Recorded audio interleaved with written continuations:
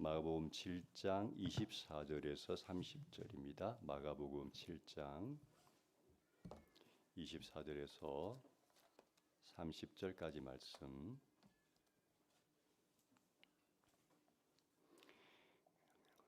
마가복음 7장 24절에서 30절까지 말씀입니다.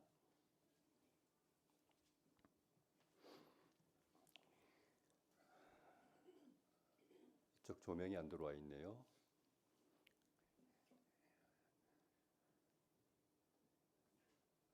서치 조명이 지금 안 들어와 있어요.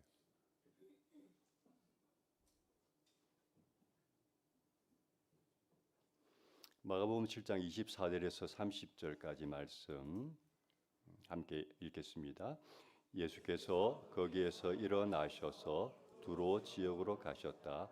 그리고 어떤 집에 들어가셨는데 아무도 그것을 모르기를 바라셨으나 숨어 계실 수가 없었다. 악한 귀신 들린 딸을 둔 여자가 곧바로 예수의 소문을 듣고 와서 그의 발 앞에 엎드렸다.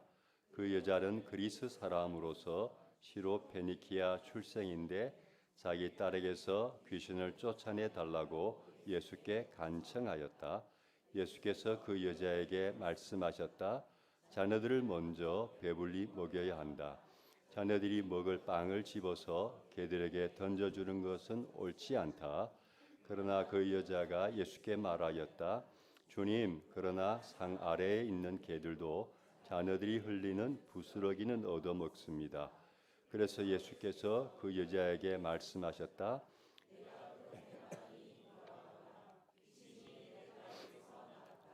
그 여자가 집에 돌아가서 보니 아이는 침대에 누워 있고 귀신은 이미 나가고 없었다. 아멘. 부스러기라도 라는 제목으로 말씀을 전하겠습니다. 성경을 읽을 때 조금 더 깊이 있게 읽는 방법을 하나 알려드리려고 합니다.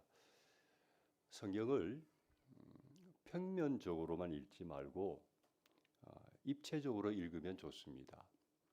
무슨 말이냐면 성경을 읽을 때 단지 문자적인 의미만 파악하는 것은 성경을 평면적으로 읽는 것이라고 말할 수 있습니다. 그런데 그렇게 읽지 말고 성경 이야기 속에 나오는 시간을 고려하고 이 언제 어떤 시간에 이 일이 일어났나 시간을 고려해 보시고 아울러 공간을 고려해 가면서 읽어보는 것이 좋습니다. 예를 들면 오늘 본문에는 예수님이 어떤 집에 머물러 있을 때 자녀 문제로 고민하던 여인이 예수님을 찾아오는 장면이 나오죠. 오늘 본문의 내용이 전부 집이라는 공간 속에서 이루어집니다. 그렇다면 성경을 읽을 때 주님을 찾아온 그 여인의 시간에 대해서 나오지 않지만 그 공간을 한번 또 상상해 보는 거죠. 그 집의 구조는 어떨까?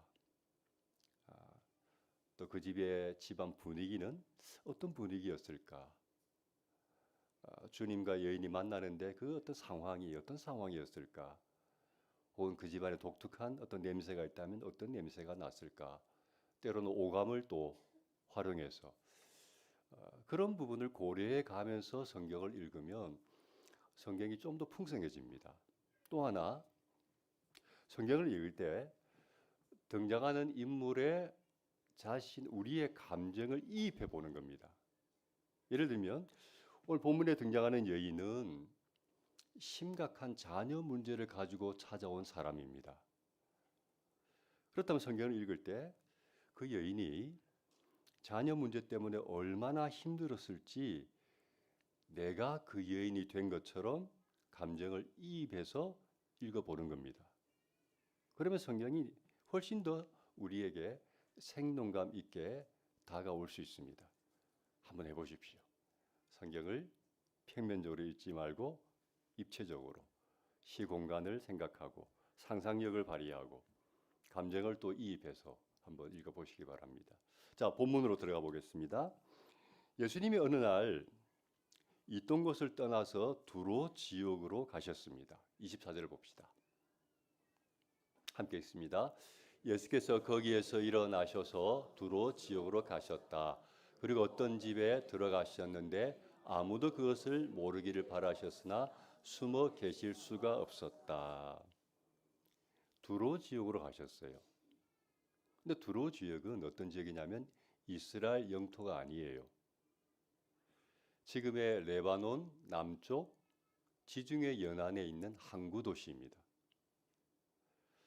주님이 계셨던 그곳과는 직선거리로 한 50km 정도 떨어진 거리에 있습니다. 중요한 것은 주님이 국경을 넘어가셨다는 거예요.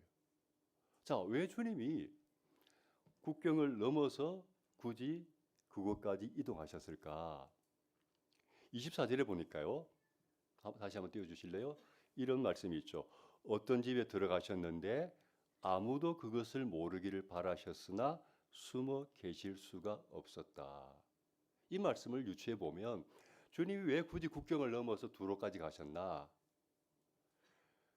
사람들에게 알려지기를 원치 않으셨기 때문입니다. 아마도 주님이 우리가 복음서를 읽어보면 아시겠지만 늘 사람들에게 둘러싸여서 정말 쉴 틈 없이 일하셨어요.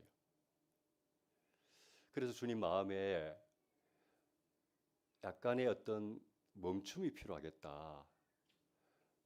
잠시 사역을 멈추고 조용한 곳으로 이동해서 쉼과 아울러 제자들과 좀 밀착해서 좀 더 깊은 진리를 이들에게 가르쳐야 되겠다. 그런 필요를 느끼신 것 같아요. 그래서 아예 국경을 넘으셔서 자신을 알아보는 사람이 없는 지역으로 가서 그런 일들을 하려고 아마도 가신 것 같습니다. 우리도 살다 보면 그럴 때가 있죠. 사는 게 너무 바쁘고 정신없이 살다 보면 어느 날 그런 욕구가 생기잖아요. 잠시 좀 멈추고 조용한 곳에 가서 휴식하고 또 좋은 거 먹고 좋은 거 보면서 좀 충전을 하고 싶다. 그래서 휴가를 가기도 하고요. 그러잖아요. 그래서 우리도 그런 욕구가 있는 것처럼 예수님도 그런 목적으로 조용한 곳으로 가신 것 같습니다. 그런데 계획이 어긋나 버렸어요. 왜요? 주님이 계신 것이 사람들에게 알려져 버린 거예요. 어떻게 알아졌는지 소문이 나버린 거예요. 본문을 보면 예수님에 대한 소문을 들은 어떤 여인이 예수님이 계신 집으로 찾아옵니다. 25절 봅시다. 함께 읽습니다. 악한 귀신 들린 딸을 둔 여자가 곧바로 예수의 소문을 듣고 와서 그의 발 앞에 엎드렸다. 어떤 여인이 찾아왔는데 어떤 여인이죠? 악한 귀신 딸을 둔 여성입니다. 딸이 있는데 악한 귀신이 그 딸 속에 들어간 거예요. 그리고 그 귀신이 그 아이를 지배하는 거예요. 요즘은 귀신 들린 사람을 보기가 거의 어려운 것 같아요. 그런데 과거에는요, 종종 볼 수가 있었어요. 귀신이 사람 안에 들어가면 그 사람을 마음대로 조종합니다. 요즘도 그 연예인들 중에서나 이런 사람들이 신내림을 받아가지고 무당이 되었다는 이야기들을 많이 하죠. 이야기 스토리를 들어보면 비슷한 이야기예요.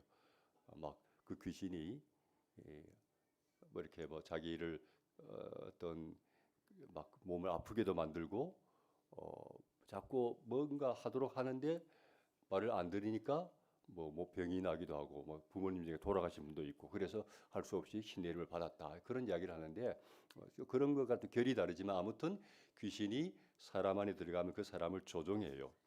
그래서 갑자기 발작을 일으키기도 하고 괴성을 지르게 하기도 하고 심하면 또 자해를 하는 일도 벌어집니다. 특별히 여러분 귀신이 사람 안에 들어가면요 얼마나 힘이 센지 그 귀신이 여성 안에 들어가면 얼마나 힘이 센지 발작을 일으킬 때 장정 몇 사람이 달라붙어도 그 귀신을 못 이겨요. 그만큼 힘이 세져요. 그런데 오늘 본문에 등장하는 이 여인의 딸은 그냥 귀신이 아니라 어떤 귀신? 악한 귀신이 들렸어요. 그러니 그 형편이 얼마나 어려웠을지를 짐작해 볼 수가 있는 것 같습니다. 부모가 자녀를 키우다 보면 이런저런 어려움을 많이 겪죠. 유난히 병치레를 많이 하는 아이 때문에 어려움을 겪기도 하고요. 때로는 친구 관계 때문에 어려움을 겪는 경우도 있고요. 때로는 너무 공부를 안 하려고 해서 또 어려움을 겪는 자녀들도 있어요. 근데 오늘 본문에 등장하는 여인의 경우는 그런 어려움보다 훨씬 심각한 어려움을 갖고 있는 거예요. 딸이 귀신에 들렸어요. 귀신에 사로잡혔어요. 여러분, 어떻게 합니까? 고칠 방법이 없는 거예요. 의사가 고칠 수 없는 거죠.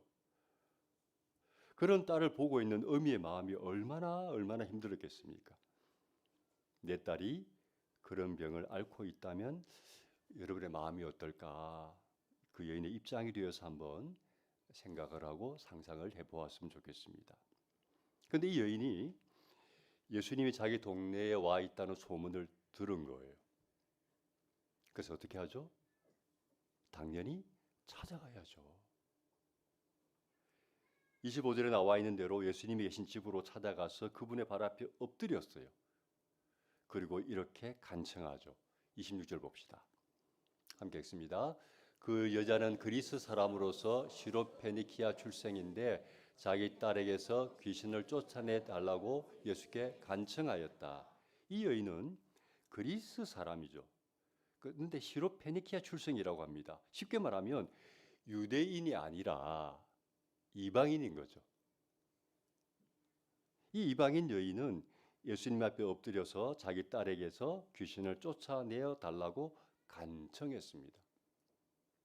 여러분, 이 모습이 어디서 많이 보던 그런 모습 아닙니까?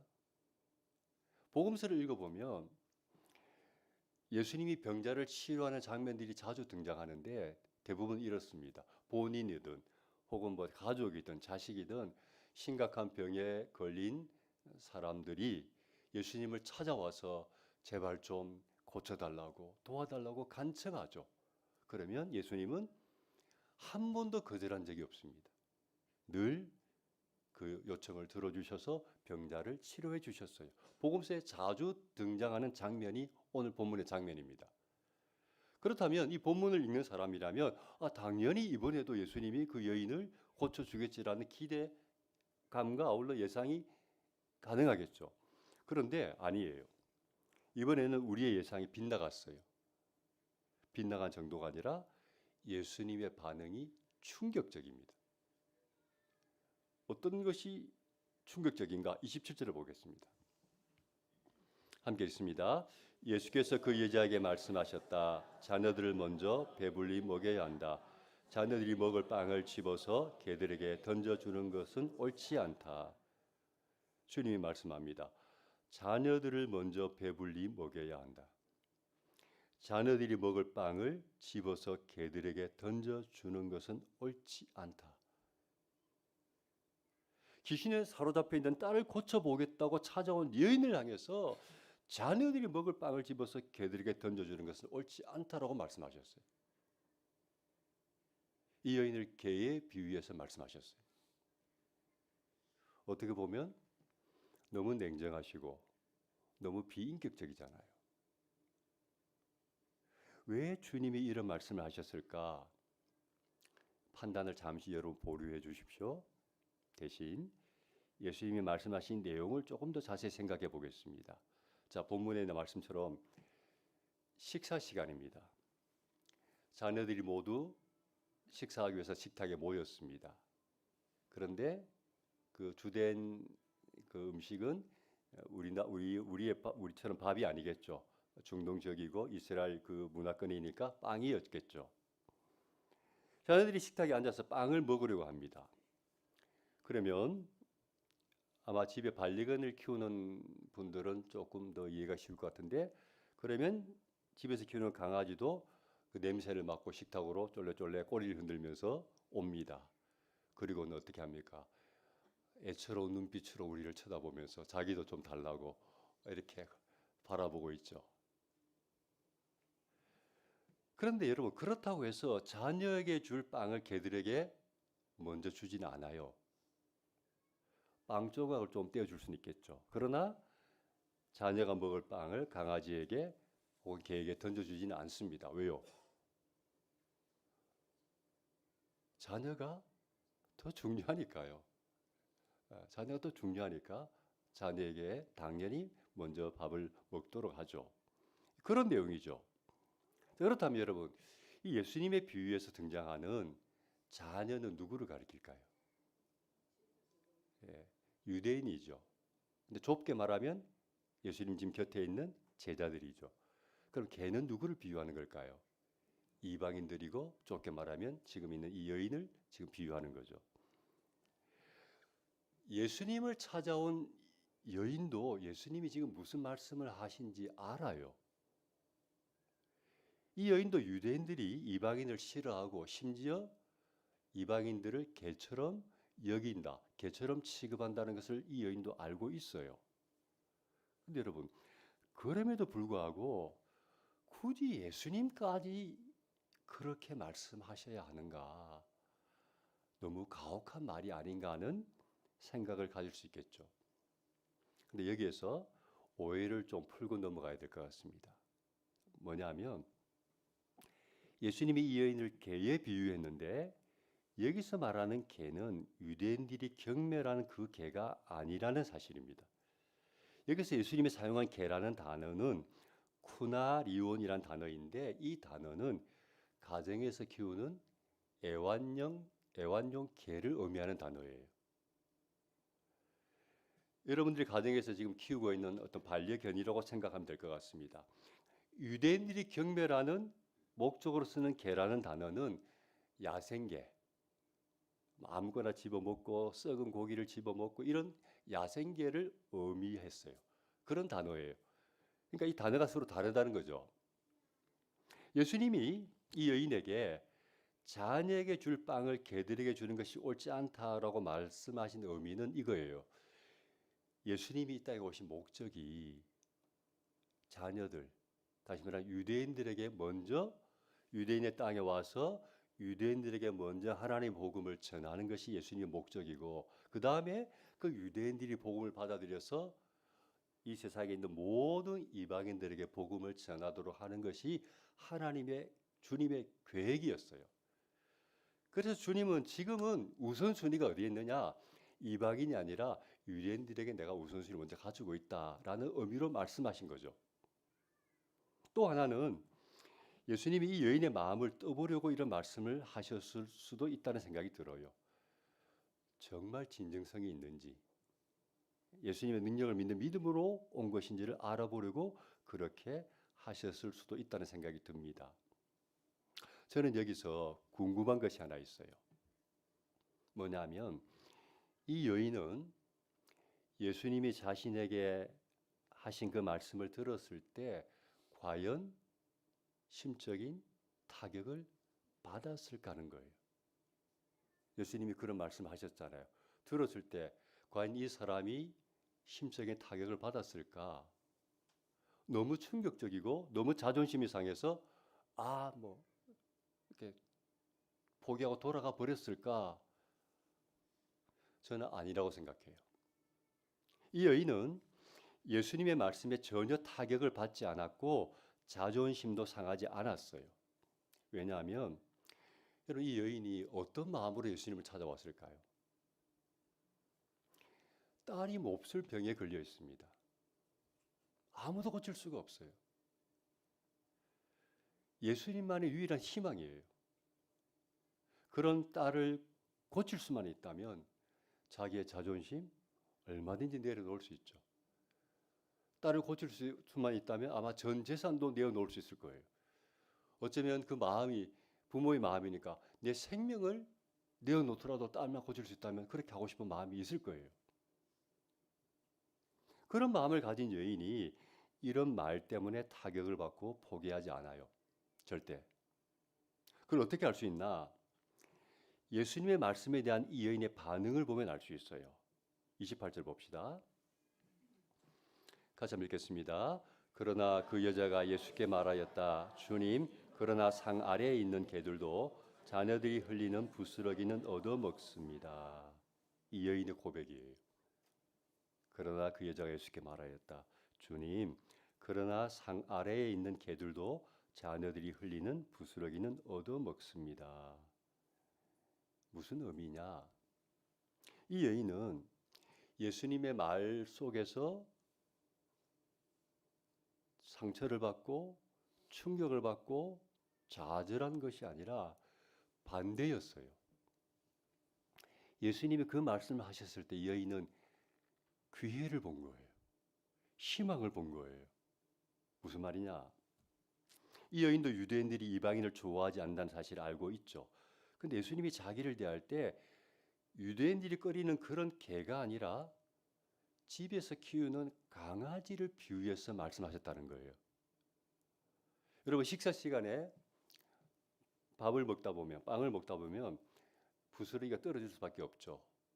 그러면 집에서 키우는 강아지들이 그 주변을 맴돌다가 떨어진 부스러기를 주워 먹는 것은 흔하게 볼 수 있는 장면이잖아요. 그래서 이 여인이 이렇게 생각한 거예요. 그렇다면 나를 비록 개로 비유했지만 그 개가 경매라는 개가 아니라 집에서 키우는 애완용 개를 비유해서 말씀하셨다면 나도 빵이 아니라 떨어지는 빵 부스러기라도 얻어 먹겠다는 생각을 한 거예요. 나를 완전히 버리는 게 아니구나. 나에게도 기회가 있구나라고 생각한 거예요. 그래서 예수님께 주님, 그러나 상 아래에 있는 개들도 자녀들이 흘리는 부스러기를 얻어 먹습니다라고 말을 한 거죠. 이 말의 의미가 뭡니까? 주님, 나는 절박합니다. 주님이 고쳐주지 않으면 희망이 없습니다. 주님 간절히 원하오니 저에게 빵 부스러기 같은 은혜라도 베풀어 주십시오라는 고백이죠. 여러분, 주님이 이 여인의 말을 들었을 때 마음이 어땠을까요? 저는 주님이 감동 먹었다고 생각합니다. 이 여인의 이런 간절함, 절박함, 자신을 완전히 낮추는 겸손함, 무엇보다도 이 여인은 예수님이 딸을 고쳐줄 수 있다는 분명한 믿음을 가지고 있었어요. 어떻게 이런 여인의 요구를 거절할 수 있겠습니까? 그래서 주님이 이렇게 말씀하시죠. 29절 함께 읽습니다. 그래서 예수께서 그 여자에게 말씀하셨다. 돌아가거라. 귀신이 내 딸에게서 나갔다. 내가 그렇게 말하니. 내가 그렇게 말하니. 돌아가거라. 귀신이 내 딸에게서 나갔다 하셨어요. 예수님이 그 여인의 그 말에 감동받으신 거예요. 그래서 즉시 그 딸을 고쳐주셨죠. 30절 함께 읽겠습니다. 그 여자가 집에 돌아가서 보니 아이는 침대에 누워있고 귀신이 이미 나가고 없었다. 아멘. 오랜 동안 딸을 괴롭혔던 그 귀신이 나가버렸어요. 이 여인은 부스러기 같은 은혜를 요청했지만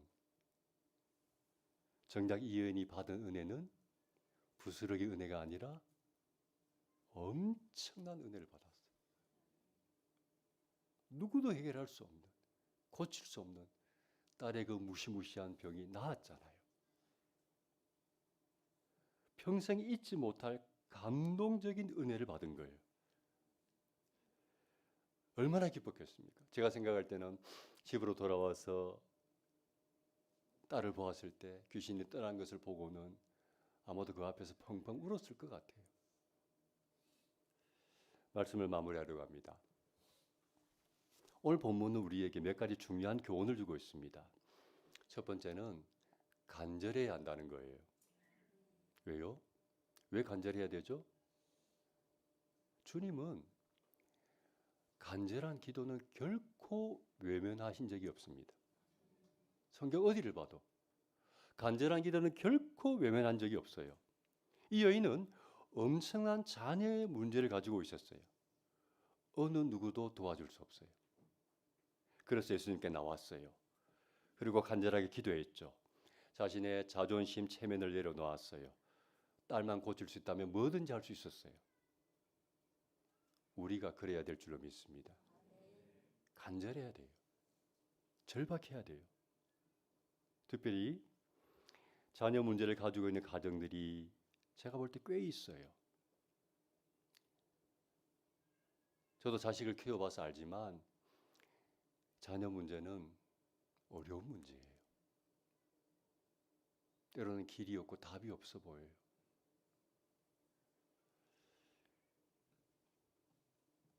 그런데 부모는 포기하지 말아야 돼요. 부모는 포기하지 말아야 돼요. 자녀를 위해서 눈물로 기도하셔야 돼요. 부모는.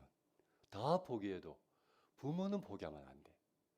자녀를 위해서 간절하게 눈물로 기도하셔야 됩니다. 그러면 반드시 해결될 줄로 믿습니다. 반드시. 눈물의 기도가 자녀를 살릴 줄로 믿습니다. 두 번째, 주님이 하면 쉽다는 거죠. 내가 하려 가면 왜 그리 어려운지 도저히 감당할 수가 없어요. 그러나 여러분, 주님이 하시면 쉬워요. 그 어려운 딸의 문제도 주님이 하시니까 바로 해결이 되었어요. 여러분, 다른 곳에서 길을 찾지 마시고요. 주님에게로 나오시기 바랍니다. 주님의 능력을 믿으시기 바랍니다. 주님에게 길이 있고 답이 있습니다. 포기하지 말고 주님께 나와서 간절하게 기도하심으로 오랜 문제, 어려운 문제 해결받는 은혜가 있기를 축복합니다. 아멘.